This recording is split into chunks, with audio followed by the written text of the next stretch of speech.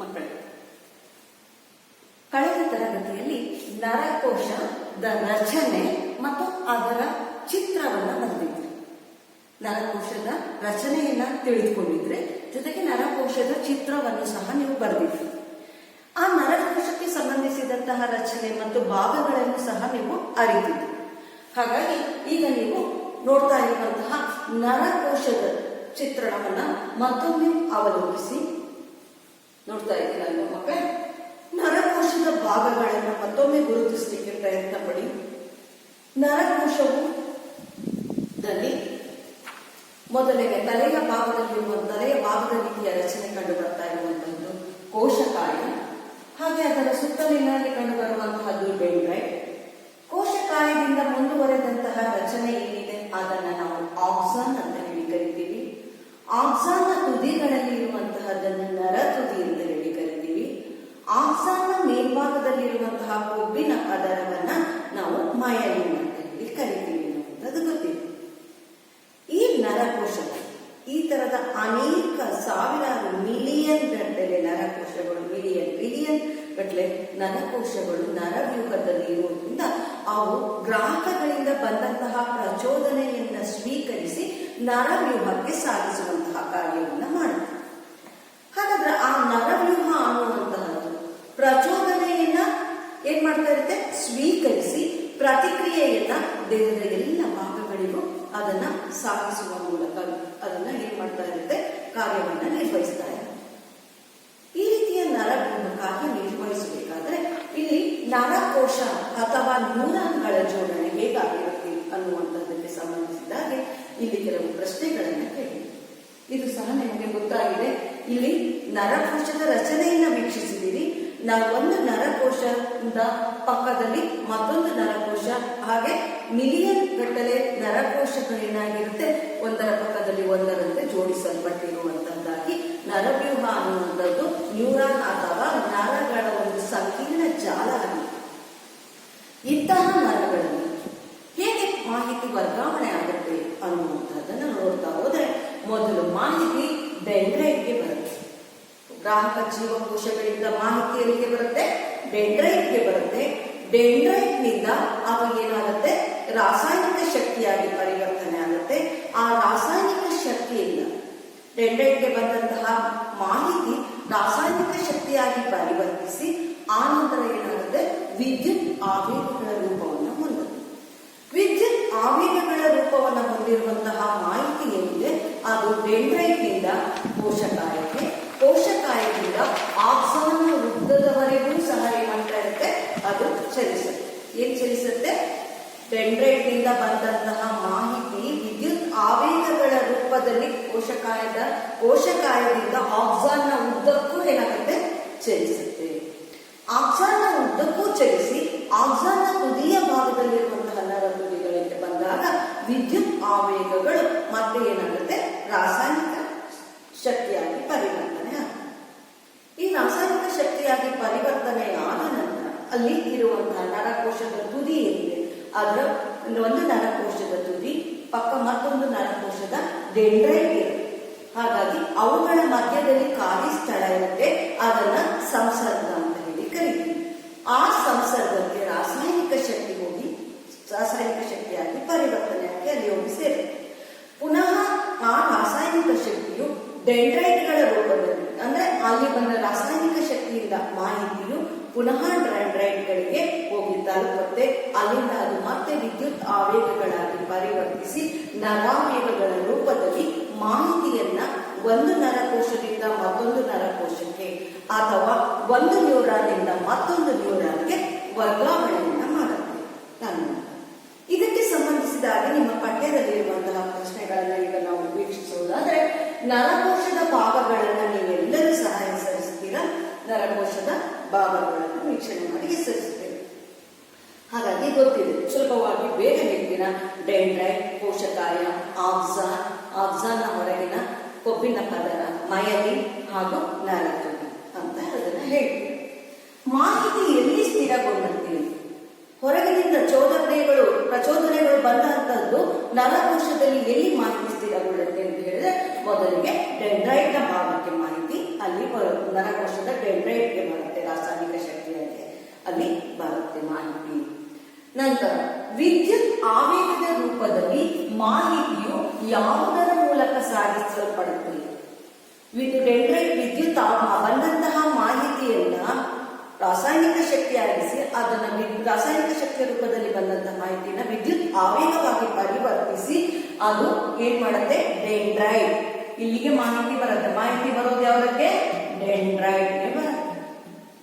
ಕವಲೊಡೆದಂತಹ ರಚನೆ.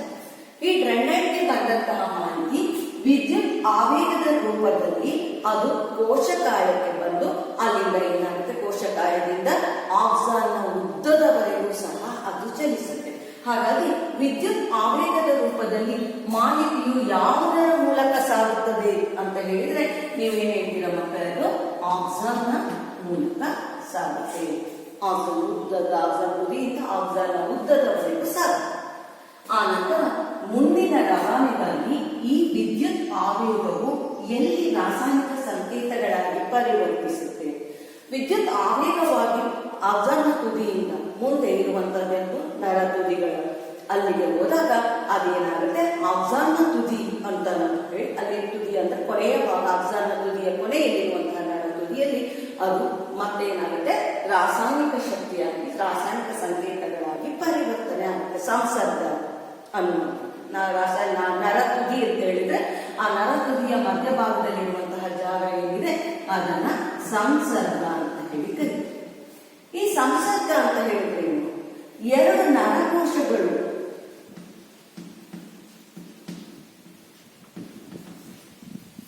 ನರಕೋಶಗಳು ಸಂಧಿಸುವ ಸ್ಥಳ ಅಥವಾ ಸಂಯೋಜಿಸುವ ಸ್ಥಳ. ಹಾಗಾದ್ರೆ ಎರಡು ಒಂದಕ್ಕೊಂದು ಜಾಯಿಂಟ್ ಆಗಿರುವುದಿಲ್ಲ, ಸೇರ್ಪಡೆ ಆಗಿರುವುದಿಲ್ಲ, ಮಧ್ಯದಲ್ಲಿ ಸ್ವಲ್ಪ ಖಾಲಿ ಜಾಗ ಇರುತ್ತೆ. ಹಾಗಾಗಿ ಅದೆರಡು ಸೇರ್ಪಡೆ ಆಗುವಂತಹ ಮಧ್ಯದಲ್ಲಿ ಎರಡು ನರಕೋಶಗಳ ನಡುವಿನ ಖಾಲಿ ಸ್ಥಳ, ಸಣ್ಣದಾದಂತಹ ಅಂತರವನ್ನ ನಾವೇನಂತ ಹೇಳಿ ಕರಿತೀವಿ? ಸಂಸರ್ಗ ಅಂತ ಹೇಳಿ ಕರಿತೀವಿ. ಈ ಸಂಸರ್ಗದಲ್ಲಿ ಅಲ್ಲಿ ರಾಸಾಯನಿಕ ಶಕ್ತಿಯಾಗಿ ರಾಸಾಯನಿಕ ಕ್ರಿಯೆಯಾಗಿ ಮಾರ್ಪಟ್ಟಿರುತ್ತೆ. ಆ ನಂತರದಲ್ಲಿ ಮಾಹಿತಿಯು ಪಕ್ಕದ ನರಕೋಶದ ಡೆಂಡ್ರೈಟ್ ನಿಂದ ಅದು ವಿದ್ಯುತ್ ಆವೇಗಗಳಾಗಿ ಪರಿವರ್ತನೆ ಆಗುತ್ತೆ. ಈ ರೀತಿಯಾಗಿ ನರಾವೇಗಗಳು ನರಕೋಶದಿಂದ ನರಕೋಶಕ್ಕೆ, ನರಾವೇಗಗಳು ಚಲಿಸುವ ಮೂಲಕ ನರವ್ಯೂಹಕ್ಕೆ ಮಾಹಿತಿಯನ್ನ ಅದು ಸಾಗಿಸಲ್ಪಡುವಂತದ್ದು. ಇದಕ್ಕೆ ಸಂಬಂಧಿಸಿದಾಗೆ ಎರಡು ನರಕೋಶಗಳು ಮತ್ತು ಅವುಗಳ ನಡುವಿನ ಮಾಹಿತಿ ವರ್ಗಾವಣೆ ಮತ್ತು ಸಂಸರ್ಗ, ಇದಕ್ಕೆ ಸಂಬಂಧಿಸಿದ ಹಾಗೆ ಒಂದು ವಿಡಿಯೋವನ್ನ ನೋಡೋಣ.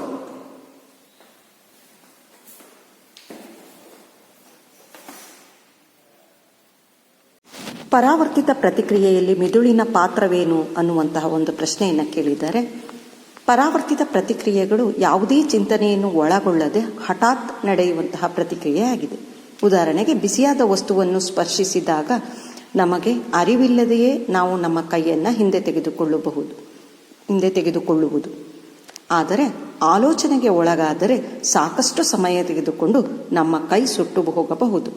ಹಾಗಾಗಿ ಮಾಹಿತಿಯ ಒಳಹರಿವು ಮೆದುಳನ್ನು ತಲುಪಲು ಹೋಗುತ್ತಿದ್ದರೂ ಸಹ ಪರಾವರ್ತಿತ ಚಾಪಗಳು ಮೆದುಳು ಬಳ್ಳಿಯಲ್ಲಿಯೇ ತಾನಾಗಿ ಉಂಟಾಗಿ ಹೆಚ್ಚಿನ ಪರಾವರ್ತಿತ ಪ್ರಕ್ರಿಯೆಯಲ್ಲಿ ಮೆದುಳಿನ ಪಾತ್ರ ವಿರೋಧಿಲ್ಲ ಅನ್ನುವಂತಹದನ್ನು ನೀವು ಅರ್ಥೈಸ್ಕೊಳ್ಬೇಕಾಗಿದೆ ಮಕ್ಕಳೇ. ವಿದ್ಯಾರ್ಥಿಗಳೇ, ಈಗ ನರಕೋಶವನ್ನು ವೀಕ್ಷಿಸ್ತಾ ಇದ್ದೀರಾ. ನರಕೋಶ ಅಥವಾ ನ್ಯೂರಾನ್ ನರವ್ಯೂಹದ ರಚನಾತ್ಮಕ ಮತ್ತು ಕಾರ್ಯಾತ್ಮಕ ಘಟಕವಾಗಿದೆ. ನರವ್ಯೂಹದಲ್ಲಿ ಮಿಲಿಯನ್ ಗಟ್ಟಲೆ ನರಕೋಶಗಳಿರುತ್ತೆ. ಈ ನರಕೋಶವು ಮಧ್ಯಭಾಗದಲ್ಲಿ ಇರುವಂತಹ ಈ ನರಕೋಶದ ಭಾಗವನ್ನು ಕೋಶಕಾಯ ಎಂದು ಕರೆಯುತ್ತೇವೆ. ಈ ಕೋಶಕಾಯ ಸೈಟೋಪ್ಲಾಸಂ ಮತ್ತು ನ್ಯೂಕ್ಲಿಯಸ್ನಿಂದ ಆಗಿರುವಂಥದ್ದಾಗಿದೆ.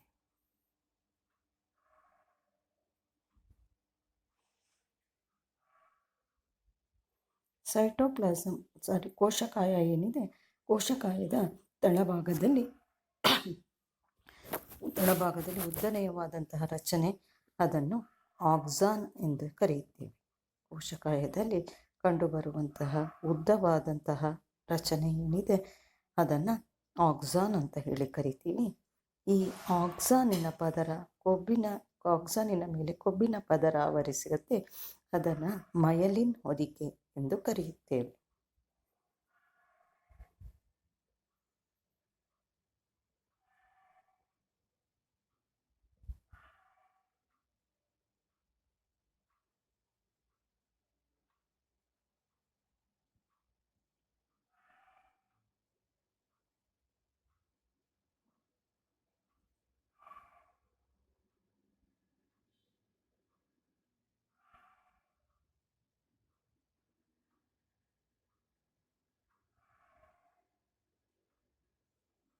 ನಿಮಗೆ ಅವಶ್ಯಕವಾದ ಭಾಗಗಳನ್ನು ಮಾತ್ರ ನಾನು ಇಲ್ಲಿ ನಿಮಗೆ ಮೆನ್ಷನ್ ಮಾಡ್ತಾ ಇದ್ದೀನಿ. ಹಾಗಾಗಿ ನೆಕ್ಸ್ಟು ಕೋಶಕಾಯದ ಮೇಲ್ಭಾಗದಲ್ಲಿ ಕಂಡುಬರುವಂತಹ ಕವಲೊಡೆದ ರಚನೆಯನ್ನು ಡೆಂಡ್ರೈಟ್ಸ್ ಅಂತ ಹೇಳಿ ಕರೀತಾರೆ. ಇಲ್ಲಿ 2 ನರಕೋಶಗಳ ಜೋಡಣೆಯನ್ನು ನೋಡ್ಬೋದು. ಒಂದು ನರಕೋಶದ ನರ ತುದಿಯು ಮತ್ತೊಂದು ನರಕೋಶದ ಡೆಂಡ್ರೈಟ್ಸ್ ತುದಿಯ ನಡುವೆ ಖಾಲಿ ಸ್ಥಳ ಕಂಡುಬರುವಂತಹದ್ದನ್ನು ನೀವು ವೀಕ್ಷಿಸ್ತಾ ಇದ್ದೀರಾ. ನಡುವಿನ ಗ್ಯಾಪ್.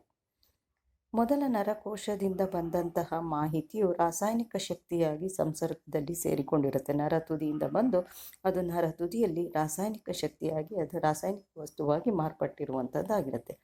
ಅಲ್ಲಿಂದ ಆವೇಗವು ವಿದ್ಯುತ್ ಆವೇಗವಾಗಿ ಡೆಂಡ್ರೈಟ್ನ ಮೂಲಕ ಮಾಹಿತಿ ವರ್ಗಾವಣೆ ಆಗುತ್ತೆ ಮತ್ತೊಂದು ನರಕೋಶಕ್ಕೆ. ಈ 2 ನರಕೋಶಗಳು, ಒಂದು ನರಕೋಶದ ನರ ತುದಿ, ಮತ್ತೊಂದು ನರಕೋಶದ ಡೆಂಡ್ರೈಟ್ ತುದಿಗಳ ನಡುವಿನ ಜಾಗ ಸಂಸರ್ಗ. ಈಗ ಪರಾವರ್ತಿತ ಪ್ರತಿಕ್ರಿಯೆ ಹೇಗೆ ನಡೆಯುತ್ತೆ ಅನ್ನುವಂತಹದ್ದನ್ನು ವೀಕ್ಷಿಸಿ.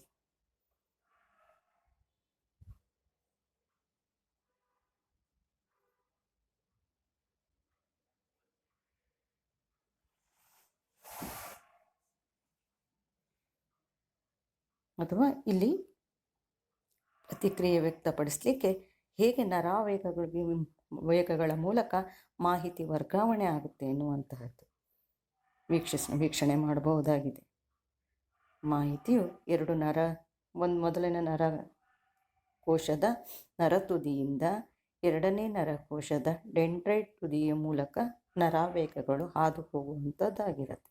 2 ನರಕೋಶಗಳು ಸಂಧಿಸುವಂತಹ ನಡುವಣ ಈ ಸ್ಥಳವನ್ನು ನಾವು ಏನಂತ ಹೇಳಿ ಸಂಸರ್ಗ. ಇಲ್ಲಿ ನಿಮಗೆ ಚೆನ್ನಾಗಿ ಕಾಣಿಸ್ತಾ ಇದೆ ನೋಡಿ.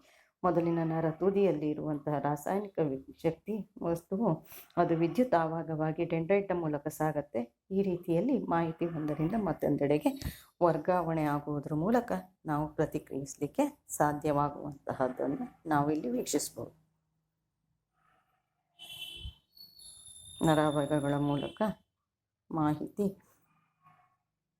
ಇಲ್ಲಿಗೆ ಮೆದುಳಿಗೆ ಹೋದರೆ ಕೈ ಅಲ್ಲೇ ಇರುತ್ತೆ. ಆದರೆ ಇದು ಮೆದುಳು ಬಳ್ಳಿಗೆ ಹೋಗಿ ಅಲ್ಲಿಂದ ಕಾರ್ಯನಿರ್ವಾಹಕಕ್ಕೆ ಬಂದು ಆನಂತರ ನಮಗೆ ಏನಾಗುತ್ತೆ, ನಾವು ಕೈಯನ್ನು ವಾಪಸ್ ತೆಗೆದುಕೊಳ್ಳಬೇಕು ಅನ್ನುವಂತಹ ಅನುಭವ ಆಗುತ್ತೆ.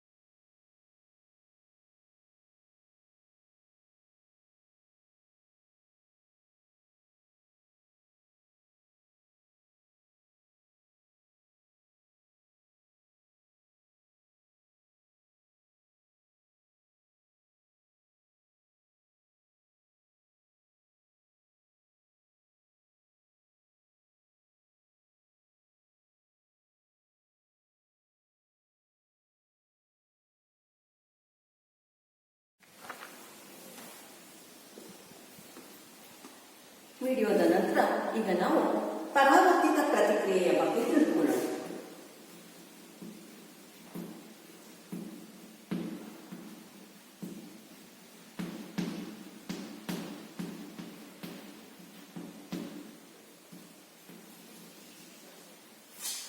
ಪರಾವರ್ತಿತ ಪ್ರತಿಕ್ರಿಯೆ ಅಂದ್ರೆ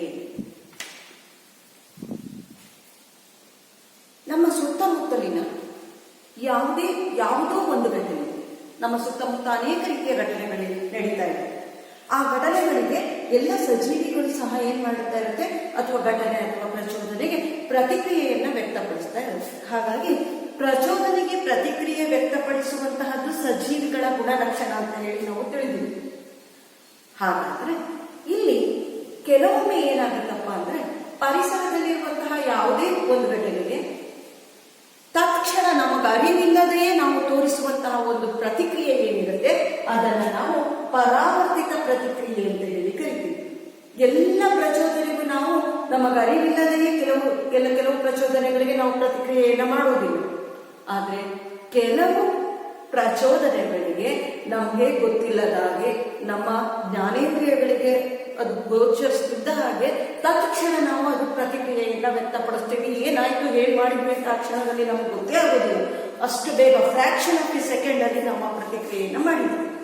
ಅಂತಹ ಪರಿಸರದಲ್ಲಿ ನಡೆಯುವಂತಹ ಚೋದನೆಗೆ ಪ್ರತಿಯಾಗಿ ನಾವು ತಕ್ಷಣವಾಗಿ ನಡೆಯುವಂತಹ ಎಲ್ಲ ಪ್ರಚೋದನೆಗಳಿಗೂ ಅಲ್ವಾ, ಕೆಲವೇ ಚೋದನೆಗಳಿಗೆ ಅಥವಾ ಕೆಲವು ಘಟನೆಗಳಿಗೆ ನಾವು ತೋರಿಸುವಂತಹ ಈ ಹಠಾತ್ ಪ್ರತಿಕ್ರಿಯೆ ಏನಿದೆ, ತಕ್ಷಣದ ಪ್ರತಿಕ್ರಿಯೆ ಏನಿದೆ ಅದನ್ನ ನಾವು ಪರಾವರ್ತಿತ ಪ್ರತಿಕ್ರಿಯೆ ಅಂತ ಹೇಳಿ ಕರೀತೀವಿ. ಇದಕ್ಕೆ ಉದಾಹರಣೆಯಾಗಿ ಪರಾವರ್ತಿತ ಪ್ರತಿಕ್ರಿಯೆಯ ಉದಾಹರಣೆಯನ್ನ ನಾವು ಬಹಳಷ್ಟು ಆ ರೀತಿಯ ಪ್ರತಿಕ್ರಿಯೆ ವ್ಯಕ್ತಪಡಿಸಿರುವಂತಹದನ್ನ ನೋಡಿರ್ಬೋದು. ತುಂಬಾ ತುಂಬಾ ಈಸಿಯಾಗಿ ನಾವು ಬಹಳಷ್ಟು ಬಾರಿ ಈ ಅನುಭವ ಆಗಿರುವುದನ್ನೇ ಉದಾಹರಣೆಗೆ ತಗೊಂಡ್ರೆ, ಬಿಸಿಯಾದಂತಹ ವಸ್ತುವನ್ನ ಮುಟ್ಟಿದಾಗ, ಐರನ್ ಬಾಕ್ಸ್ ಅನ್ನು ಮುಟ್ಟಿದ್ರೆ ಕೈಯನ್ನು ವಾಪಸ್ ತೆಗೆದುಕೊಳ್ಳುವಂಥದ್ದು, ಈ ತರದ್ದು ರಸ್ತೆಯಲ್ಲಿ ಹೋಗುವಾಗ ನಮಗೆ ಗೊತ್ತಿಲ್ಲದಾಗೆ ನಾವು ಯಾವ್ದಾದ್ರು ವೆಹಿಕಲ್ ಫಾಸ್ಟ್ ಆಗಿ ಬಂದಾಗ ತಕ್ಷಣ ನಾವು ಬದಿಗೆ ಸರಿಯುವಂತದ್ದಾಗಿರ್ಬೋದು. ಈ ರೀತಿಯ ಯಾವುದೇ ಪ್ರತಿಕ್ರಿಯೆಗಳಾಗಿರ್ಬೋದು. ಈ ಎಲ್ಲ ಪ್ರತಿಗಳು ಆ ಕ್ಷಣದಲ್ಲಿ ನಡೆಸುವಂತಹ ಕ್ರಿಯೆ ಏನಿದೆ ಅದು ನಮ್ಗೇನು ಗೊತ್ತೇ ಇರುವುದಿಲ್ಲ. ಕೈ ಸುತ್ತಾ ಇದೆ ಅಂತ ಹೇಳಿ ಯಾವುದೋ ಒಂದು ಪಾತ್ರೆಯನ್ನು, ಐರನ್ ಬಾಕ್ಸ್ನೋ, ಬಿಸಿಯಾದ ವಸ್ತುವನ್ನು ತುಂಬಾ ಶಾಖ ಆದಾಗ ಆ ತಕ್ಷಣ ಕೈಯನ್ನ ಹಿಂತೆಗೆದುಕೊಳ್ಳುವಂತಹ ಪ್ರಕ್ರಿಯೆಯಲ್ಲಿ ಇಲ್ಲಿ ನಮಗೆ ಯಾವುದೇ ರೀತಿಯಲ್ಲಿ ಆಲೋಚನೆ ಮಾಡುವಂತಹ ಒಂದು ಸಮಯ ಇರುವುದಿಲ್ಲ. ಆ ಕ್ಷಣದಲ್ಲೇ ನಾವು ಏನ್ ಮಾಡ್ತಾ ಇರ್ತೀವಿ, ಅದನ್ನ ಕೈಯನ್ನ ವಾಪಸ್ ತೆಗೆದುಕೊಳ್ತಾ ಇರ್ತೀವಿ. ಈ ರೀತಿ ಕ್ರಿಯೆಯಲ್ಲಿ ಪಾಲ್ಗೊಳ್ಳಿಕ್ಕೆ ಕಾರಣವಾದಂತಹ ಕೆಲವು ನರಗಳು ಸಹ ಇದೆ. ಪರಾವರ್ತಿತ ಪ್ರಮದೇಹದಲ್ಲಿ ಕೆಲವು ನರಗಳು ಕಾರ್ಯವನ್ನ ನಿರ್ವಹಿಸ್ತಾ ಇರ್ತವೆ. ಆ ಕಾರ್ಯನಿರ್ವಹಿಸುವಂತಹ ನರಗಳಲ್ಲಿ ಜ್ಞಾನವಾಹಿ ನರಗಳು, ಕ್ರಿಯಾವಾಹಿ ನರಗಳು ಹಾಗೂ ಸಂಪರ್ಕ ಕಲ್ಪಿಸುವಂತಹ ನರಗಳು ಸಹ ಕಂಡು ಬರ್ತಾ ಇರ್ತವೆ. ಆ ಜ್ಞಾನವಾಹಿ ನರ ಏನಿದೆ, ಜ್ಞಾನವಾಹಿ ನರ ಆ ಗ್ರಾಹಕ ಜೀವಕೋಶಗಳಿಂದ, ಗ್ರಾಹಕಗಳು ಅಂತ ಹೇಳಿದ್ರೆ ಜ್ಞಾನೇಂದ್ರಿಯಗಳು ಗೊತ್ತಿದೆ, ಆ ಜ್ಞಾನೇಂದ್ರಿಯಗಳಿಂದ ಬಂದಂತಹ ಗ್ರಾಹಕ ಜೀವಕೋಶಗಳಿಂದ ಬಂದಂತಹ ಮಾಹಿತಿಯನ್ನ ಜ್ಞಾನೇಂದ್ರಿಯಗಳಿಗೆ ಏನ್ ಮಾಡುತ್ತೆ, ಕೇಂದ್ರ ನರವ್ಯೂಹಕ್ಕೆ ಕಳಿಸುತ್ತೆ. ಹಾಗಾಗಿ ಇದನ್ನ ಜ್ಞಾನೇಂದ್ರಿಯಗಳಿಂದ ಬಂದಂತಹ ಚೋದನೆಯನ್ನ ಜ್ಞಾನವಾಹಿ ನರಕೋಶ ಏನು ಮಾಡುತ್ತೆ, ಕೇಂದ್ರ ನರವ್ಯೂಹಕ್ಕೆ ಕಳಿಸುವಂತಹದ್ದೇನಿದೆ, ಇದು ಜ್ಞಾನವಾಹಿ ನರದ ಕೆಲಸ ಆಗಿದೆ. ಹಾಗೆ ಇನ್ನೂ ಒಂದು ನರ ಇದೆ, ಇದು ಆ ಪ್ರಚೋದನೆಗೆ ಏನ್ ಪ್ರತಿಕ್ರಿಯೆ ಮಾಡಬೇಕು, ಕ್ರಿಯೆಯನ್ನ ಮಾಡುವಂತಹ ಅದರ ಹೆಸರೇ ಸೂಚಿಸುತ್ತೆ, ಕ್ರಿಯಾವಾಹಿ ನರ. ಹಾಗಾಗಿ ಇದೇನ್ ಕ್ರಿಯೆ ಮಾಡಬೇಕು ಅನ್ನುವಂಥದ್ದು. ಹಾಗಾಗಿ ಈ ಕ್ರಿಯಾವಾಹಿಯ ಕಾರ್ಯ ಏನಪ್ಪಾ ಅಂತ ಹೇಳಿದ್ರೆ, ಕೇಂದ್ರ ನರವ್ಯೂಹದಲ್ಲಿ ಅಥವಾ ಮೆದುಳು ಬಳ್ಳಿ ಏನಿದೆ ಅದರಿಂದ ಬಂದಂತಹ ಮಾಹಿತಿಯನ್ನ, ಅದರಿಂದ ಬಂದಂತಹ ಪ್ರತಿಕ್ರಿಯೆಯನ್ನ ಅದು ಯಾರಿಗೆ, ಕಾರ್ಯನಿರ್ವಾಹಕಗಳಿಗೆ ಸಾಗಿಸುವಂತಹ ಕಾರ್ಯವನ್ನ ಕ್ರಿಯಾವಾಹಿ ನರ ಮಾಡುತ್ತೆ. ಹಾಗಾದ್ರೆ ಇನ್ನೊಂದು ನರ ಇದೆ, ಯಾವುದು, ಮಿಶ್ರ ನರ ಅಥವಾ ಸಂಪರ್ಕ ಕಲ್ಪಿಸುವಂತಹ ನರ ಏನಿದೆ, ಈ ನರ ಜ್ಞಾನೇಂದ್ರಿಯಗಳಿಂದ ಬಂದಂತಹ ಪ್ರಚೋದನೆಯನ್ನು ಸ್ವೀಕರಿಸುತ್ತೆ, ಹಾಗೆ ಪ್ರತಿಕ್ರಿಯೆಗಳನ್ನು ಸಹ ಸ್ವೀಕರಿಸುತ್ತೆ. ಈ ಎರಡನ್ನೂ ಸ್ವೀಕರಿಸಿ ರವಾನೆ ಮಾಡುವಂತಹ ಕೆಲಸವನ್ನ ಅದು ಮಾಡುತ್ತೆ. ಪ್ರಚೋದನೆಯನ್ನು ಸ್ವೀಕರಿಸಿ ಪ್ರತಿಕ್ರಿಯೆಯನ್ನು ರವಾನೆ ಮಾಡುವಂತಹ ಕೆಲಸವನ್ನ ಸಂಪರ್ಕ ಕಲ್ಪಿಸುವಂತಹ ನರ ಮಾಡ್ತಾ ಇರುತ್ತೆ. ಈ ರೀತಿಯಲ್ಲಿ ಈ ಕ್ರಿಯೆಗಳು ಜ್ಞಾನವಾಹಿ ನರಕೋಶ, ಸಂಪರ್ಕ ಕಲ್ಪಿಸುವಂತಹ ನರಕೋಶ, ಕ್ರಿಯಾವಾಹಿ ನರಕೋಶಗಳು ಸೇರಿ ಒಟ್ಟಾರೆಯಾಗಿ ಈ ರೀತಿಯ ಪ್ರತಿಕ್ರಿಯೆ ನಿರ್ವಹಿಸಲಿಕ್ಕೆ ಸಾಧ್ಯ ಆಗ್ತಾ ಹೋಗುತ್ತೆ. ಆ ರೀತಿ ಪ್ರತಿಕ್ರಿಯೆಯನ್ನು ನಿರ್ವಹಿಸಲಿಕ್ಕೆ ಸಾಧ್ಯವಾದಂತಹ ಆ ಎಲ್ಲ ಜ್ಞಾನವಾಹಿ ನರ, ಕ್ರಿಯಾವಾಹಿ ನರ, ಸಂಪರ್ಕ ಕಲ್ಪಿಸುವಂತಹ ನರ, ಇವುಗಳ ಸಂಬಂಧಿಸಿದಂತಹ ಒಂದು ಚಿತ್ರಣವೇ ಈಗ ನೀವು ವೀಕ್ಷಣೆ ಮಾಡ್ತಾ ಇರುವಂತಹ ಪರಾವರ್ತಿತ ಚಾಪ.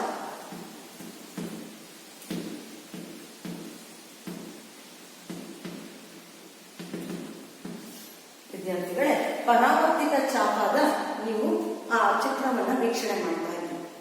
ಈ ಚಿತ್ರ ಪರಾವರ್ತಿತ ಚಾಪದ ಬಗ್ಗೆ ತಿಳಿಸುತ್ತೆ. ಏನಾಗ್ತಾ ಇದೆ, ಒಂದು ಪ್ರಾರಂಭದಲ್ಲಿ ಒಂದು ಬಿಸಿಯಾದಂತಹ ವಸ್ತುವನ್ನ ಇಟ್ಟಿರುವಂತಹದನ್ನ ನಾವು ನೋಡ್ತಾ ಇದ್ದೀವಿ. ಆ ಬಿಸಿಯಾಗಿರುವಂತಹದ್ದು ಅಂತ ಹೇಳಿ ಭಾವಿಸ್ಕೊಳ್ಬೇಕು.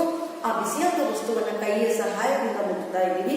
ಕೈಯ ಸಹಾಯದಲ್ಲಿ ಗ್ರಾಹಕ ಕೋಶಗಳು ಅಂತ ಹೇಳಿದ್ರೆ ಚರ್ಮ, ಅದು ಗ್ರಾಹಕ ಜ್ಞಾನೇಂದ್ರಿಯವಾಗಿ ಚರ್ಮ ನಮಗೆ ಬಿಸಿಯ ಅನುಭವ, ತಾಪದ ಅನುಭವವನ್ನು ನೀಡುತ್ತೆ. ಆಗ ಚರ್ಮದಲ್ಲಿರುವಂತಹ ಜ್ಞಾನವಾಹಿ ನರಕೋಶ ಏನ್ ಮಾಡುತ್ತೆ, ಆ ಜ್ಞಾನೇಂದ್ರಿಯಗಳಿಂದ ಬಂದಂತಹ ಚರ್ಮವೇ ಜ್ಞಾನೇಂದ್ರಿಯ ತಾನೆ. ಹಾಗಾಗಿ ಅಲ್ಲಿರುವಂತಹ ಜ್ಞಾನವಾಹಿ ನರಕೋಶ ಅದನ್ನ ಸಂಬಂಧ ಕೇಂದ್ರ ನರವ್ಯೂಹ ವ್ಯವಸ್ಥೆಯಲ್ಲಿರುವಂತಹದಕ್ಕೆ ಸಾಧಿಸುತ್ತೆ. ಸಂಬಂಧ ಕಲ್ಪಿಸುವ ನರಕೋಶವನ್ನು ಸಹ ನೀವು ಚಿತ್ರಣದಲ್ಲಿ ವೀಕ್ಷಣೆ ಮಾಡ್ತಾರೆ. ಆ ಸಂಬಂಧ ಕಲ್ಪಿಸುವಂತಹ ನರಕೋಶದಿಂದ ಮತ್ತೆ ಏನಾಗುತ್ತೆ, ಪ್ರತಿಕ್ರಿಯೆ ಬರುತ್ತೆ. ಬಿಸಿ ಮುಟ್ಟಿರುವಂತಹ ಒಂದು ಮಾಹಿತಿ ಏನಾಗುತ್ತೆ, ಗ್ರಾಹಕ ಕೋಶಗಳಿಂದ ಜ್ಞಾನವಾಹಿ ನರಕೋಶದಿಂದ ಅದು ಕೇಂದ್ರ ನರವ್ಯೂಹಕ್ಕೆ ಹೋಗಿದೆ. ಅಲ್ಲಿ ಕೇಂದ್ರ ನರವ್ಯೂಹದಲ್ಲಿ ಮೆದುಳು ಬಳ್ಳಿ ಇರುತ್ತೆ.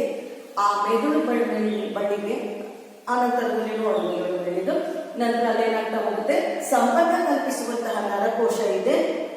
ಆ ಸಂಪರ್ಕ ಕಲ್ಪಿಸುವ ನರಕೋಶದಿಂದ ಕ್ರಿಯಾವಾಹಿ ನರಕೋಶ ಬರ್ತಾ ಇದೆ. ಅಲ್ಲಿ ಏನಾಗ್ತಾ ಇದೆ, ಕ್ರಿಯಾವಾಹಿ ನರಕೋಶದ ಮೂಲಕ ಪ್ರತಿಕ್ರಿಯೆ ಬರ್ತಾ ಇದೆ. ಆ ಪ್ರತಿಕ್ರಿಯೆ ಬಂದಂಥದ್ದು ಕಾರ್ಯನಿರ್ವಾಹಕಕ್ಕೆ ಬಂದಿದೆ. ಆ ಕಾರ್ಯನಿರ್ವಾಹಕವಾದಂತಹ ಸ್ನಾಯುಗಳೇನಿದೆ, ಕೈಯಲ್ಲಿ ಕಾರ್ಯನಿರ್ವಾಹಕ ಸ್ನಾಯುಗಳಿಗೆ ಅದು ಮಾಹಿತಿಯನ್ನು ಕೊಡ್ತಾ ಇದೆ. ಆಗ ಕೈಯನ್ನು ಏನ್ ಮಾಡ್ತಾ ಇದ್ದಾರೆ, ಅದನ್ನ ಹಿಂದಕ್ಕೆ ತೆಗೆದುಕೊಳ್ಳುವಂತಹ ಕಾರ್ಯವನ್ನ ನಿರ್ವಹಿಸ್ತಾರೆ. ಈ ರೀತಿ ಗ್ರಾಹಕ ಜೀವಕೋಶಗಳಿಂದ, ಗ್ರಾಹಕಗಳಿಂದ ಜ್ಞಾನವಾಹಿ ನರಕೋಶದಿಂದ ಮಾಹಿತಿ ಎಲ್ಲಿಗೆ ಅಥವಾ ಪ್ರಚೋದನೆ ಎಲ್ಲಿಗೆ ಹೋಗುತ್ತೆ, ಕೇಂದ್ರ ನರವ್ಯೂಹಕ್ಕೆ ಹೋಗುತ್ತೆ. ಕೇಂದ್ರ ನರವ್ಯೂಹದಿಂದ ಮತ್ತೆ ಮಾಹಿತಿ ಏನಾಗುತ್ತೆ, ಕ್ರಿಯಾವಾಹಿ ನರದ ಮೂಲಕ ಗ್ರಾಹಕ ಕೋಶಕ್ಕೆ ಬರುತ್ತೆ. ಈ ರೀತಿ ಪ್ರಚೋದನೆ ಅಥವಾ ಚೋದನೆ ಉಂಟಾದಾಗಿನಿಂದ ಪ್ರತಿಕ್ರಿಯೆ ಏರ್ಪಡುವವರೆಗೂ ನಡುವೆ ನರಾವೇಗಗಳು ಹಾದು ಹೋಗುವಂತಹ ಮಾರ್ಗವನ್ನ ಒಟ್ಟಾರೆಯಾಗಿ ನಾವೇನಂತ ಹೇಳಿ ಕರಿತೀವಿ, ಪರಾವರ್ತಿತ ಚಾಪ ಅಂತ ಹೇಳಿ ಕರಿತೀವಿ. ಏನಾಗಲಿ, ಪರಾವರ್ತಿತ ಚಾಪದ ಚಿತ್ರವನ್ನ ವೀಕ್ಷಣೆ ಮಾಡ್ತಾ ಇದ್ದೀರಾ.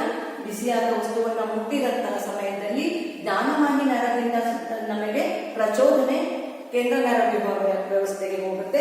ಅಲ್ಲಿ ಸಂಪರ್ಕ ಕಲ್ಪಿಸುವಂತಹ ನರಕೋಶ ಇದೆ. ಆ ಸಂಪರ್ಕ ಕಲ್ಪಿಸುವ ನರಕೋಶದಿಂದ ಅಲ್ಲಿ ಮತ್ತು ಕ್ರಿಯಾವಾಹಿ ನರಕೋಶದ ಮೂಲಕ ಮತ್ತೆ ಏನಾಗುತ್ತೆ, ಆ ಪ್ರಚೋದನೆಯಿಂದ ಪ್ರತಿಕ್ರಿಯೆ ಏನಾಗುತ್ತೆ, ಕ್ರಿಯಾವಾಹಿ ನರಕೋಶದಿಂದ ಕಾರ್ಯನಿರ್ವಾಹಕಕ್ಕೆ ಬರುತ್ತೆ. ಕಾರ್ಯನಿರ್ವಾಹಕಕ್ಕೆ ಬಂದಾಗ ಅದು ಏನ್ ಮಾಡುತ್ತೆ, ಕೈಯನ್ನ ಹಿಂದಕ್ಕೆ ತೆಗೆದುಕೊಳ್ಳುವಂತಹ ಕಾರ್ಯ ಮಾಡುತ್ತೆ. ಇಲ್ಲಿ ಈ ಜ್ಞಾನವಾಹಿ ನರದಿಂದ ಕ್ರಿಯಾವಾಹಿ ನರದವರೆಗೂ ಸಹ ಸಂದೇಶ ಏನಾಗ್ತಾ ಇದೆ, ಪ್ರಚೋದನೆ ಹಾದು ಹೋಗಿ ಪ್ರತಿಕ್ರಿಯೆ ಏರ್ಪಡ್ತಾ ಇದೆ. ಇಲ್ಲಿಯವರೆಗೂ ಸಹ ನರವೇಗಗಳು ಹಾದು ಹೋಗುವಂತಹ ಮಾರ್ಗ ಏನಿದೆ ಅದನ್ನ ನಾವು ಪರಾವರ್ತಿತ ಚಾಪ ಅಂತ ಹೇಳಿ ಕರೀತೀವಿ. ಅರ್ಥ ಆಗುತ್ತೆ ಮತ್ತೆ? ಪರಾವರ್ತಿತ ಚಾಪ ಅಂದ್ರೆ ಏನು ಅಂತ ಬೇಕಾದ್ರೆ ಬರ್ಕೊಳ್ಳಿ. ಪ್ರಚೋದನೆ ಉಂಟಾದಾಗಿನಿಂದ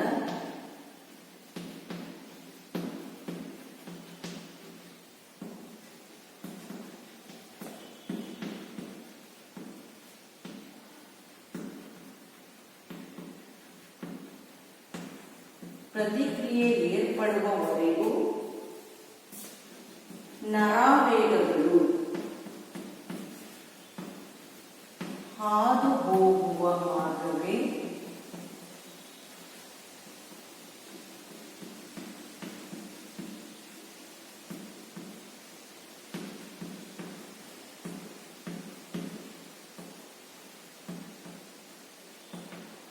ಪರಾವರ್ತಿತ ಚಾಪ, ರಿಫ್ಲೆಕ್ಸ್ ಆರ್ಕ್ ಅಂತ ಹೇಳಿ ಕರೀತಾರೆ. ಚಿತ್ರವನ್ನು ವೀಕ್ಷಣೆ ಮಾಡಿ, ಈ ಚಿತ್ರವು ಸಹ ನಿಮಗೆ ಪರೀಕ್ಷೆಗೆ ಕೇಳುತ್ತಾರೆ. ಹಾಗಾಗಿ ಇದನ್ನ ಸಹ ವೀಕ್ಷಣೆ ಮಾಡಿ, ಜೊತೆಗೆ ಇದನ್ನ ನಿಮಗೆ ಅರ್ಥ ಆಗಿದೆ ಅಂತ ಅಂದ್ಕೊಳ್ತೀವಿ. ಪರಿಸರದಲ್ಲಿ ನಡೆಯುವಂತಹ ಯಾವುದೇ ಘಟನೆ ಇರಬಹುದು ಅಥವಾ ಪ್ರಜ್ಞಾಪೂರ್ವಕವಾಗಿ ನಾವು ಆಲೋಚನೆಯೇ ಮಾಡಬೇಕು. ನಿಧಾನವಾಗಿ ಆಲೋಚನೆ ಮಾಡಿ ಅದು ನಾವೇನಾದ್ರೂ ಆ ಪ್ರಕ್ರಿಯೆ ಮಾಡ್ತಾ ಹೋದ್ರೆ ಅಷ್ಟೊತ್ತಿಗೆ ಕೈ ಸುಡುತ್ತೆ. ಹಾಗಾದ್ರೆ ಇಲ್ಲಿ ಪರಾವರ್ತಿತ ಪ್ರತಿಕ್ರಿಯೆ ನಡೀಲಿಕ್ಕೆ ಯಾಕೆ ಅಷ್ಟು ಬೇಗ ನಡೆಯುತ್ತೆ? ನಾವು ಪ್ರಜ್ಞಾಪೂರ್ವಕವಾಗಿ ಯೋಚನೆನೇ ಮಾಡೋದಿಲ್ಲ ಅಂತ ಹೇಳಿದ್ರೆ ಇದಕ್ಕೆ ಕಾರಣ ಏನಪ್ಪಾ ಅಂತ ಹೇಳಿದ್ರೆ, ಇಲ್ಲಿ ನಮಗೆ ಹೋಗ್ತಾ ಇರುವಂತಹ ಮಾಹಿತಿ ಏನಿದೆ, ಜ್ಞಾನೇಂದ್ರಿಯಗಳನ್ನು ಗ್ರಹಿಸುವಂತಹ ಮಾಹಿತಿ ಮೆದುಳಿಗೆ ಹೋಗದೆ ಕೇಂದ್ರ ನರವ್ಯೂಹದಲ್ಲಿರುವಂತಹ ಮೆದುಳು ಬಳ್ಳಿಗೆ ಹೋಗಿ ಅಲ್ಲಿಂದಲೇ ಮೆದುಳು ಬಳ್ಳಿಯಿಂದಲೇ ನಮಗೆ ಪುನಃ ಮತ್ತೆ ಪ್ರತಿಕ್ರಿಯೆ ಏನ್ ಮಾಡಬೇಕು ಅನ್ನುವಂತಹ ಮಾಹಿತಿ ಬರೋದ್ರಿಂದ ಇಲ್ಲಿ ಮೆದುಳಿಗೆ ಯಾವುದೇ ಸಂದೇಶ ಹೋಗೋದಕ್ಕಿಂತ ಮೊದಲು ಇದನ್ನ ನಿರ್ಧರಿಸುವಂತದ್ದು ಮೆದುಳು ಬಳ್ಳಿಯಲ್ಲಿಗೆ ಮಾಹಿತಿ ಹೋಗಿ ಅಲ್ಲಿಂದ ವಾಪಸ್ ಪ್ರತಿಕ್ರಿಯೆಗೆ ಅದು ಸೂಚನೆಯನ್ನು ನೀಡುವಂತದ್ದಾಗಿರುತ್ತೆ. ಹಾಗಾಗಿ ಪರಾವರ್ತಿತ ಚಾಪ ನಡೆಯುವಂಥದ್ದು ಮೆದುಳು ಬಳ್ಳಿಯ ಕೇಂದ್ರ ಆಗಿರುವಂತದ್ದಾಗಿರುತ್ತೆ. ಇಲ್ಲಿ ಮಾಹಿತಿ ಮೆದುಳಿಗೆ ಹೋಗೋದಿಲ್ಲ ಅನ್ನುವಂಥದ್ದು. ಮೆದುಳು ಬಳ್ಳಿಗೆ ಹೋಗುತ್ತೆ. ಮೆದುಳಿಗೆ ಹೋಗೋದಾಗಿದ್ರೆ ಮೆದುಳಿಗೆ ಮಾಹಿತಿ ಹೋಯ್ತು ಅಂತ ಹೇಳಿದ್ರೆ ನಾವು ಪ್ರಜ್ಞಾಪೂರ್ವಕವಾಗಿ ಯೋಚನೆಯನ್ನ ಮಾಡಿ ಆ ಕಾರ್ಯವನ್ನ ನಿರ್ವಹಿಸ್ತೀವಿ. ಪ್ರಜ್ಞಾಪೂರ್ವಕವಾಗಿ ಯೋಚನೆ ಮಾಡಿ ನಾವು ಪ್ರತಿಕ್ರಿಯೆಯನ್ನ ವ್ಯಕ್ತಪಡಿಸಲಿಕ್ಕೆ ನಾವು ಬಹಳಷ್ಟು ಸಮಯ ಬೇಕಾಗ್ತಾ ಹೋಗುತ್ತೆ. ಅಷ್ಟರಲ್ಲಿ ಕೈ ಸುಟ್ಟೋಗ್ಬಿಟ್ಟಿರುತ್ತೆ. ಹಾಗಾಗಿ ಅಥವಾ ಸ್ವಲ್ಪ ನಾವು ಐರನ್ ಮಾಡ್ತಾ ಇರ್ತೀವಿ, ಐರನ್ ಮಾಡ್ತಾ ಇರ್ಬೇಕಾದ್ರೆ ಒಂದು ಸ್ವಲ್ಪ ಬಟ್ಟೆ ಸುಟ್ಟು ಅಂದ ತಕ್ಷಣ ಐರನ್ ಬಾಕ್ಸ್ ಅಂತ ತಗೊಳ್ತೀವಿ.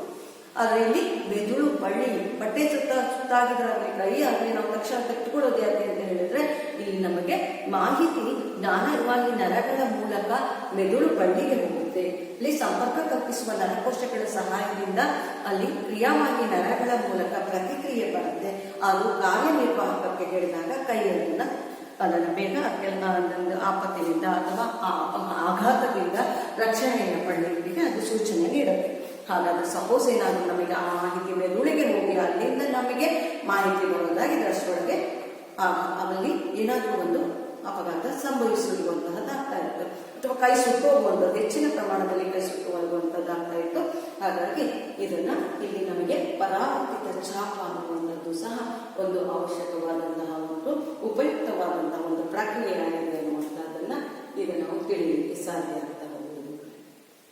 ನೋಡಿ, ಚಿತ್ರವನ್ನು ಮತ್ತೊಮ್ಮೆ ನೀವು ಆ ಚಿತ್ರವನ್ನು ವೀಕ್ಷಿಸಿ ಭಾಗಗಳನ್ನು ಮತ್ತು ಅವಲೋಕಿಸಿ.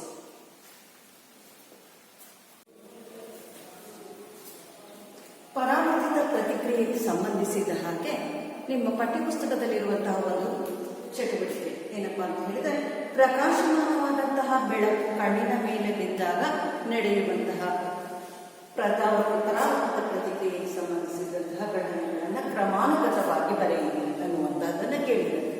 ಹಾಗಾಗಿ ಇಲ್ಲಿ ಕಣ್ಣಿನ ಮೇಲೆ ಪ್ರಕಾಶಮಾನವಾದಂತಹ ಬೆಳಕು ಬಿದ್ದಾಗ ಆ ಬೆಳಕನ್ನು ಗ್ರಹಿಸುವಂತಹ ಜೀವಕೋಶಗಳು ಅನ್ನುವಂತಹದ್ದು. ಹಾಗಾಗಿ ಗ್ರಾಹಕ ಕೋಶ ಯಾವ್ದಾಗಿರುತ್ತೆ? ಗ್ರಾಹಕ ಕೋಶಗಳು. ಗ್ರಾಹಕ ಕೋಶಗಳು ಯಾವ್ದಾಗಿರುತ್ತೆ? ಕಣ್ಣು ಗ್ರಹಿಸುವಂತಹ ಜ್ಞಾನೇಂದ್ರಿಯ. ಬಿಸಿ ಪಾತ್ರೆಯನ್ನು ಮುಟ್ಟಿದಾಗ ಕೈಯಿಂದ ಮುಟ್ಟಿದ್ರೆ ಅದಕ್ಕೆ ಚರ್ಮ ಅಂತ ಹೇಳಿ ಕರೀತೀವಿ, ಜ್ಞಾನೇಂದ್ರಿಯ. ಹಾಗಾಗಿ ಪ್ರಕಾಶಮಾನವಾದಂತಹ ಬೆಳಕು ಕಣ್ಣಿನಿಂದ ಗ್ರಹಿಸುವಂತಹ ಕೋಶಗಳು ಯಾವ್ದಾಗಿರುತ್ತೆ? ಕಣ್ಣು ಅನ್ನುವಂಥದ್ದಾಗಿರುತ್ತೆ. ಕಣ್ಣಿನಿಂದ ಪ್ರಚೋದನೆ ಬರುತ್ತೆ, ಚೋದನೆ ಬರುತ್ತೆ. ಯಾರಿಗೆ ಬರುತ್ತೆ? ಜ್ಞಾನವಾಹಿ ನರಗಳಿಗೆ ಬರುತ್ತೆ. ಜ್ಞಾನವಾಹಿ ನರಗಳಿಂದ ಮಾಹಿತಿ ಎಲ್ಲಿ ಹೋಗುತ್ತೆ? ಕೇಂದ್ರ ನರವ್ಯೂಹ ಅನ್ನುವಂಥದ್ದಕ್ಕೆ ಹೋಗುತ್ತೆ. ಕೇಂದ್ರ ನರವ್ಯೂಹ. ಕೇಂದ್ರ ನರವ್ಯೂಹದಲ್ಲಿ ಪರಾವರ್ತಿತ ಪ್ರತಿಕ್ರಿಯೆಯ ಕೇಂದ್ರ ಯಾವ್ದಾಗಿರುತ್ತೆ? ಮೆದುಳು ಬಳ್ಳಿ ಅನ್ನುವಂಥದ್ದು. ಹಾಗಾಗಿ ಎಲ್ಲಿಗೆ ಬರುತ್ತೆ? ಮೆದುಳು ಬಳ್ಳಿಗೆ ಬರುತ್ತೆ.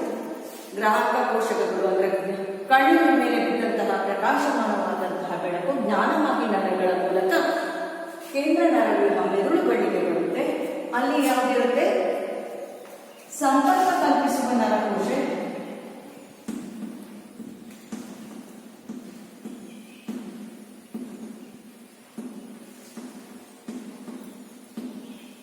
ಸಂಪರ್ಕ ಕಲ್ಪಿಸುವಂತಹ ನರಕೋಶ ಇರುತ್ತೆ.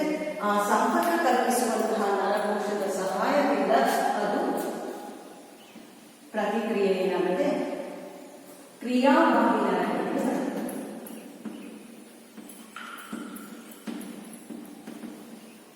ಈ ಕ್ರಿಯಾವಾಹಿ ನರಗಳಿಂದ ಪ್ರತಿಕ್ರಿಯೆ ಎಲ್ಲಿಗೆ ಬರುತ್ತೆ? ಎಲ್ಲಿಗೆ ಬರುತ್ತೆ? ಕಣ್ಣಿನ ಸ್ನಾಯುಗಳಿಗೆ ಬರುತ್ತೆ. ಕಣ್ಣಿನ ಸ್ನಾಯುಗಳು ಇಲ್ಲಿ ಕಣ್ಣನ್ನು ನಾವೀಗ ಹೇಳ್ತೀವಿ ಕಾರ್ಯನಿರ್ವಾಹಕಗಳಿಗೆ ಬರುತ್ತೆ. ಕಾರ್ಯನಿರ್ವಾಹಕಗಳಿಗೆ ಬರುತ್ತೆ. ಆಗ ಕಣ್ಣಿನ ಸ್ನಾಯುಗಳು ಏನು ಮಾಡುತ್ತೆ? ಕಣ್ಣನ್ನ ಮುಚ್ಚುವಂತಹ ಕಾರ್ಯ, ಕಣ್ಣಿನ ರೆಪ್ಪೆ ಮುಚ್ಚುವಂತೆ ಮಾಡುತ್ತೆ. ಈ ರೀತಿಯಲ್ಲಿ ಕ್ರಮಾನುಗತವಾಗಿ ಈ ಘಟನೆಗಳು ನಡೆಯುವುದು. ಕಣ್ಣಿನ ಗ್ರಾಹಕ ಜೀವಕೋಶಗಳು, ಕಣ್ಣು ಗ್ರಾಹಕ ಜೀವಕೋಶಗಳು ಪ್ರಕಾಶಮಾನವಾದಂತಹ ಬೆಳಕನ್ನು ಗ್ರಹಿಸುತ್ತೆ. ಜ್ಞಾನವಾಗಿ ನರಗಳ ಮೂಲಕ ಪರಾವರ್ತಿತ ಪ್ರತಿಕ್ರಿಯೆಯ ಕೇಂದ್ರವಾದ ಮೆದುಳು ಬಳ್ಳಿಗೆ ಹೋಗುತ್ತೆ. ಅಲ್ಲಿಂದ ಸಂಪರ್ಕ ಕಲ್ಪಿಸುವ ನರಕೋಶದಿಂದ ಪ್ರತಿಕ್ರಿಯೆಯು ಕ್ರಿಯಾವಾಗಿ ನರಕ್ಕೆ ಬರುತ್ತೆ. ಕ್ರಿಯಾವಾಗಿ ನರಕೋಶಗಳು ಕಾರ್ಯನಿರ್ವಾಹಕಗಳಿಗೆ ಮಾಹಿತಿಯನ್ನು ಕೊಡುತ್ತೆ. ಅಂದ್ರೆ ಪ್ರತಿಕ್ರಿಯೆಯನ್ನು ಮಾಡಲಿಕ್ಕೆ ಪ್ರಕಾಶಮಾನವಾದ ಬೆಳಕು ಬೀಳ್ತಾ ಇದೆ, ಹಾಗಾಗಿ ಏನ್ ಮಾಡಬೇಕಾಗಿದೆ? ಕಣ್ಣನ್ನ ಮುಚ್ಚಬೇಕಾಗಿರುವಂಥದ್ದು. ಈ ರೀತಿಯಲ್ಲಿ ಆ ಕ್ರಿಯೆ ಕ್ರಮಾನುಗತವಾಗಿ ನಡೆಯುವಂಥದ್ದಾಗಿದೆ.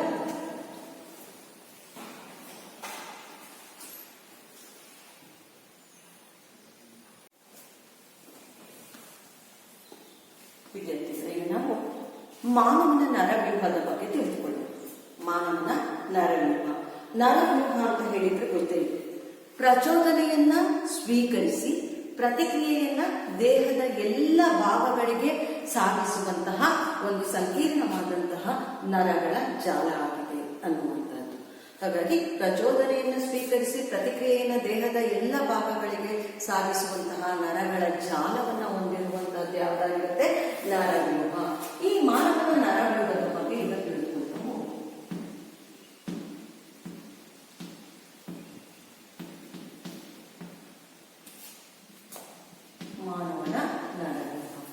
ಮಾನವನ ನರವ್ಯೂಹ ಅಂತ ಈಗ ನಾವು ರೇಖಾ ನಕ್ಷೆಯ ಮೂಲಕ ತಿಳಿತಾ ಅದರಲ್ಲಿ ಮಾನವನ ನರವ್ಯೂಹವನ್ನ ಮುಖ್ಯವಾಗಿ 3 ಭಾಗಗಳಾಗಿ ವಿಂಗಡಿಸಿದ್ದಾರೆ. 3 ಭಾಗಗಳಾಗಿ ವಿಂಗಡಿಸಿದ್ದಾರೆ. ಆ 3 ಭಾಗಗಳು ಯಾವುದಪ್ಪ ಅಂತ ಹೇಳಿದ್ರೆ ಕೇಂದ್ರ ನರವ್ಯೂಹ,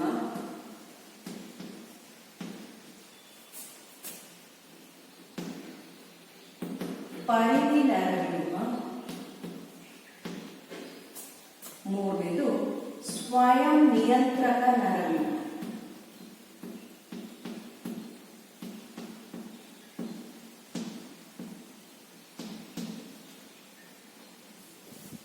ಕೇಂದ್ರ ನರವ್ಯೂಹ, ಪರಿಧಿ ನರವ್ಯೂಹ ಮತ್ತು ಸ್ವಯಂ ನಿಯಂತ್ರಕ ನರವ್ಯೂಹ ಅನ್ನುವಂತಹದ್ದಾಗಿ ಮಾನವನ ನರವ್ಯೂಹವನ್ನ 3 ಭಾಗಗಳಾಗಿ ವಿಂಗಡಿಸಿದೆ.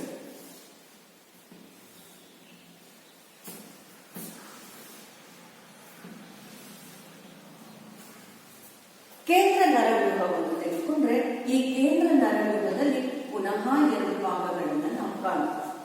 ಯಾವ್ಯಾವಪ್ಪ ಅಂತ ಹೇಳಿದ್ರೆ, ಒಂದು ಮೆದುಳು, ಇನ್ನೊಂದು ಮೆದುಳು ಬಳ್ಳಿ.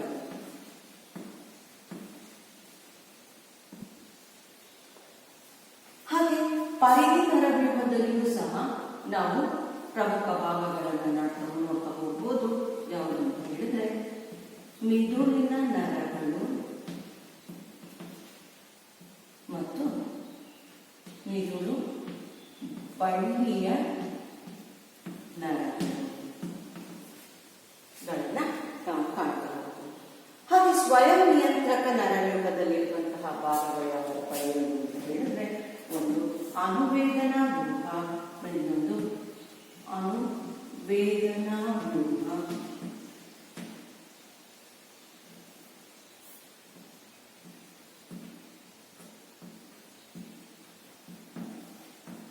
ಮತ್ತೊಂದು ಪ್ಯಾರ ಅನುವೇದನಾ ವ್ಯೂಹ.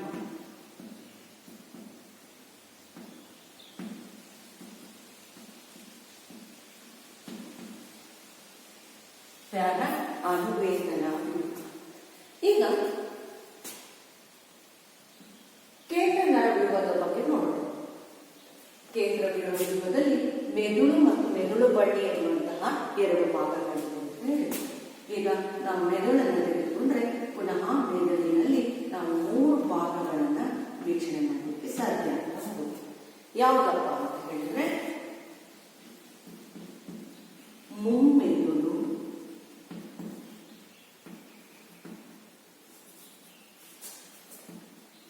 ಮಧ್ಯ ಮೆದುಳು,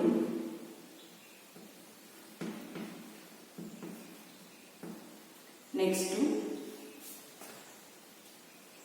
ಹಿಮ್ಮೆದುಳು.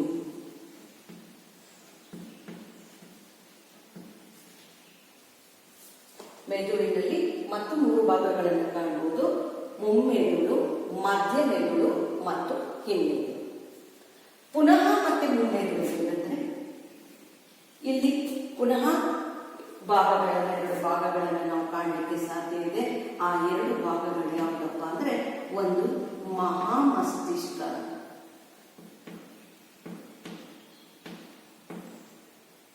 ಎರಡನೇದು ಡೈಎನ್ಸೆಫೆಲಾನ್.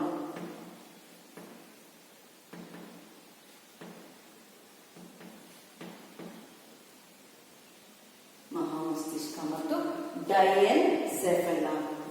ಹಾಗೆ ಹಿಮ್ಮೆದುಳು, ಮಧ್ಯ ಮೆದುಳು ಒಂದಾಯಿತು. ನೆಕ್ಸ್ಟ್ ಹಿಮ್ಮೆದುಳಿಗೆ ಬಂದರೆ, ಹಿಮ್ಮೆದುಳಿನಲ್ಲಿಯೂ ಸಹ 3 ಭಾಗಗಳನ್ನು ನಾವು ಕಾಣ್ತಾ ಹೋಗುದು. ಯಾವುದು ಅಂತ ಹೇಳಿದ್ರೆ, ಪಾನ್ಸ್, ಅನುಮಸ್ತಿಷ್ಕ,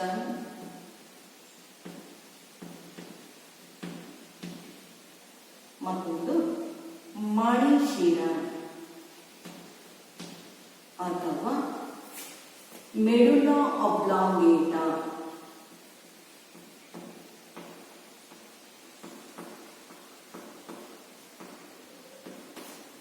ಈ ರೀತಿಯಲ್ಲಿ ನಾವು ಮೆದುಳಿನ ಭಾಗಗಳನ್ನು ಸಹ ಕಾಣಬಹುದು.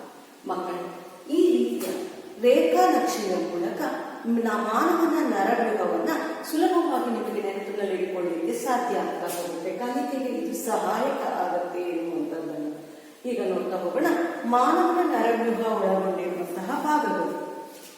ಮಾನವನ ನರವ್ಯೂಹ ಭೂಮಿಯ ಮೇಲಿರುವಂತಹ ಪ್ರಾಣಿಗಳಲ್ಲಿ ವಿಶಿಷ್ಟವಾದಂತಹ ಪ್ರಾಣಿ, ವೈಶಿಷ್ಟ್ಯತೆಯನ್ನು ಪಡೆದಿರುವಂತಹ ಪ್ರಾಣಿ, ಸೃಷ್ಟಿಯಲ್ಲಿ ಶ್ರೇಷ್ಠತೆಯನ್ನು ಹೊಂದಿರುವಂತಹ ಒಂದು ಮಾನವ ಏನಿದ್ದಾನೆ, ಅವನಿಗೆ ಯಾಕೆ ಎಲ್ಲ ಪ್ರಾಣಿಗಳಿಗಿಂತ ಅವನಿಗೆ ಅಷ್ಟು ಶ್ರೇಷ್ಠತೆಯನ್ನು ನೀಡಿದ್ದಾರೆ ಅಂತ ಹೇಳಿದ್ರೆ, ಅವನಲ್ಲಿರುವಂತಹ ಬುದ್ಧಿಶಕ್ತಿ ಮತ್ತು ಆಲೋಚನಾ ಶಕ್ತಿಯ ಸಾಮರ್ಥ್ಯ. ಹಾಗಾಗಿ ಇಂತಹ ಮಾನವನ ನರವ್ಯೂಹ ಒಳಗೊಂಡಿರುವಂತಹ ಭಾಗಗಳೇನು ಅನ್ನುವಂಥದ್ದನ್ನು ತಿಳಿದುಕೊಳ್ತಾ ಹೋಗೋಣ. ಮಾನವನ ನರವ್ಯೂಹದಲ್ಲಿ ಪ್ರಮುಖವಾಗಿ 3 ಭಾಗಗಳನ್ನು ಕಾಣ್ತಾ ಹೋಗ್ತೀವಿ. ಆ 3 ಭಾಗಗಳು ಯಾವುದಪ್ಪ ಅಂದ್ರೆ, ಕೇಂದ್ರ ನರವ್ಯೂಹ, ಪರಿಧಿ ನರವ್ಯೂಹ, ಸ್ವಯಂ ನಿಯಂತ್ರಕ ನರವ್ಯೂಹ ಅನ್ನುವಂತಹ 3 ಭಾಗಗಳನ್ನು ನಾವು ಕಾಣ್ತಾ ಹೋಗ್ತೀವಿ.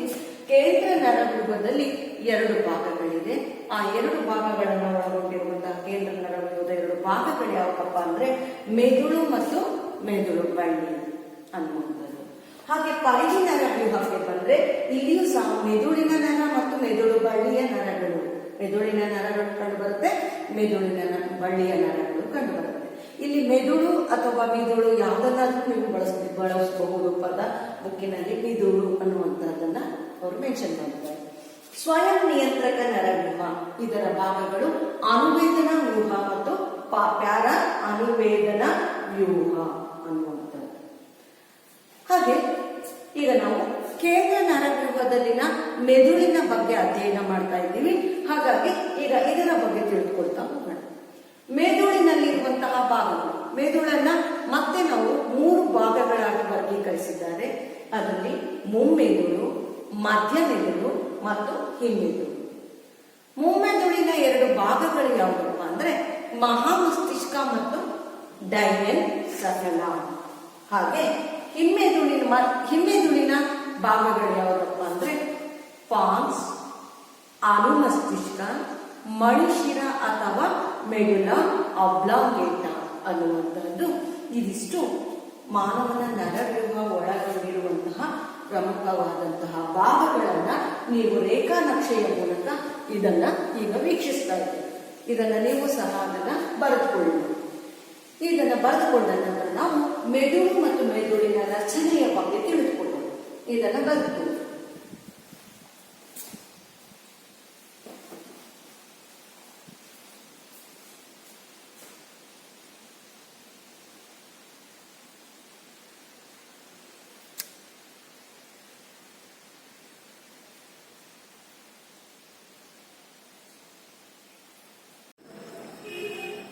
ಈ ಚಿತ್ರವು ಮಾನವನ ಕೇಂದ್ರ ನರವ್ಯೂಹವನ್ನು ಸೂಚಿಸುತ್ತದೆ. ಕೇಂದ್ರ ನರವ್ಯೂಹವು ಮೆದುಳು ಮತ್ತು ಮೆದುಳು ಬಳ್ಳಿಯನ್ನು ಹೊಂದಿದೆ. ನರವ್ಯೂಹ ಮೆದುಳಿನ ಕೆಳಭಾಗದಲ್ಲಿ ಕಂಡುಬರುವಂತಹ ಈ ಉದ್ದನಾದ ರಚನೆ ಏನಿದೆ ಇದು ಮೆದುಳು ಬಳ್ಳಿ. ಪರಿಧಿ ನರವ್ಯೂಹವು ಮೆದುಳು ಬಳ್ಳಿ ಮತ್ತು ಮೆದುಳು ಬಳ್ಳಿಯ ನರಗಳನ್ನು ಒಳಗೊಂಡಿದೆ.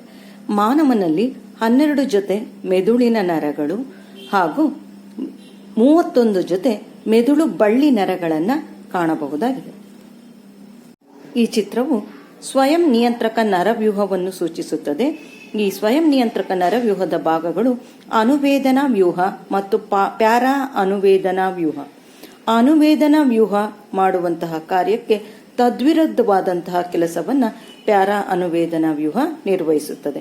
ಉದಾಹರಣೆಗೆ ಅನುವೇದನಾ ವ್ಯೂಹ ಕಣ್ಣಿನ ಪಾಪೆ ಹಿಗ್ಗುವ ಹಾಗೆ ಮಾಡಿದರೆ ಪ್ಯಾರಾ ಅನುವೇದನಾ ವ್ಯೂಹ ಕಣ್ಣಿನ ಪಾಪೆಯನ್ನ ಮೊದಲಿನ ಸ್ಥಿತಿಯಲ್ಲಿ ಅಥವಾ ಕೂಗಿರುವ ಹಾಗೆ ಮಾಡುತ್ತದೆ. ನಮ್ಮ ಮೆದುಳು ಬಳ್ಳಿಯು ಕಶೇರುಕ ಸ್ತಂಭದಿಂದ ರಕ್ಷಿಸಲ್ಪಟ್ಟಿರುತ್ತದೆ. ಈಗ ನೀವು ನೋಡ್ತಾ ಇರುವಂತಹ ಈ ಉದ್ದನಾದಂತಹ ರಚನೆ ಏನಿದೆ ಇದು ಮೆದುಳು ಬಳ್ಳಿಯನ್ನು ರಕ್ಷಿಸುವಂತಹ ಕಶೇರುಕ ಸ್ತಂಭ ಅಥವಾ ಬೆನ್ನು ಮೂಳೆ ಅಂತ ಏನು ಕರಿತೀವಿ. ಅದರಿಂದ ಈ ಮೆದುಳು ಬಳ್ಳಿ ಏನಾಗಿದೆ ಸುರಕ್ಷಿತವಾಗಿ ಸಂರಕ್ಷಿಸಲ್ಪಟ್ಟಿರುತ್ತದೆ. ಇದು ಕಶೇರುಕ ಸ್ತಂಭದ ಭಾಗ. ಕಶೇರುಕ ಸ್ತಂಭ